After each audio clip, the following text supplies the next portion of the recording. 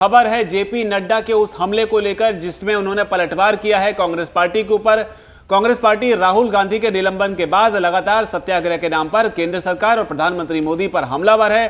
प्रधानमंत्री नरेंद्र मोदी को प्रियंका गांधी ने मंच पर खड़े होकर कायर कहा और कहा इस देश का प्रधानमंत्री कायर है।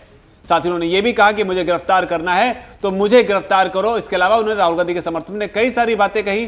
कांग्रेस पार्टी के तमाम नेता बारी बारी से प्रधानमंत्री मोदी पर हमला बोल रहे हैं, कई सारी बातें कहते हुए लोकतंत्र के खतरे में होने की बात कर रहे हैं। लेकिन इसी दौरान जेपी नड्डा का भी जवाब आया है।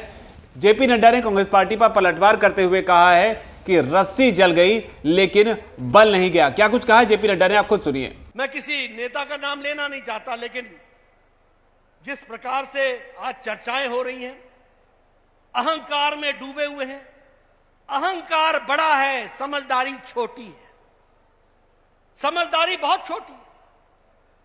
अभी आज पता चला मुझे कि सारे देश में कांग्रेस पार्टी वाले सत्याग्रह कर रहे हैं। सत्याग्रह, अरे सत्याग्रह तो 1906 में महात्मा गांधी ने किया था साउथ अफ्रीका में। सत्याग्रह तो महात्मा गांधी ने 1919 में किया था भारत में। किसके लिए किया था? भारत के सम्मान के लिए किया था। किसके लिए किया था? भारत की अस्मिता के लिए किया था। किसके लिए किया था?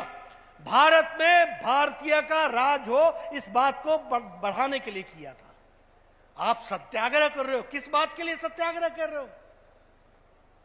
क्या है आपका अहंकार? लोकतंत्र की परंपराएं तोड़ रहे हो, कानून पर विश्वास नहीं करते हो, अति पिछड़ा जाति सूचक गाली देते हो, कहते हो कि चोर है। कोर्ट कहता है आपको, न्यायालय कहता है माफी मांगो, माफी मांगो, माफी मांगो। आपका अहंकार इतना बढ़ जाता है कि आप माफी मांगने से इनकार करते हैं।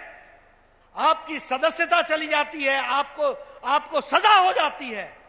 रस्सी जल गई, बल नहीं गया, अहंकार नहीं गया। क्या कहते हैं?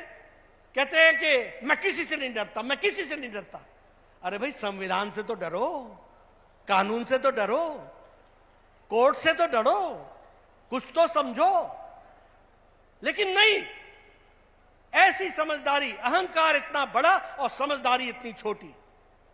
सत्याग्रह करने चले हैं। मित्रों, देश कभी इनको माफ नहीं करने वाला है। और जनता को जाके बताओ, इन लोगों ने अति पिछड़ा को जाति सूचक बोल करके उनके प्रति चोर शब्द का इस्तेमाल करके गाली देने का प्रयास किया, उसके बाद माफी भी नहीं मानी। ऐसे अहंकारी पार्टी और नेताओं को, जनता को प्रजातांत्रिक तरीके से उनके लिए सदा सदा के लिए जवाब देना चाहिए। इस बात को हमको ध्यान में रखना। तो कुल मिलाकर कांग्रेस पार्टी और बीजेपी की लड़ाई अब नए मोर्चे पर पहुंचती नजर आ रही है, जहां पर दोनों पार्टियां एक दूसरे के खिलाफ ताबड़तोड़ हमले कर रही हैं। हालांकि राहुल गांधी के निलंबन के बाद में विपक्ष एकजुट होता नजर आ रहा है। प्रधानमंत्री मोदी के खिलाफ 2024 के लोकसभा चुनाव के लिए विपक्ष के एकजुट होने की अपील पहले की गई थी, जिसका असर नहीं हुआ। लेकिन निलंबन के बाद में अब विपक्ष एकजुट होता नजर आ रहा है। लेकिन नड्डा ने तगड़ा हमला बोलते हुए कहा है कि रस्सी जल गई लेकिन बल नहीं गया। नड्डा के इस हमले को आप कैसे देखते हैं? आपकी इस पर जो भी राय नीचे अगर कमेंट सेक्शन में उसे आप जरूर लिखें। धन्यवाद। वीके न्यूज, राष्ट्र के नाम।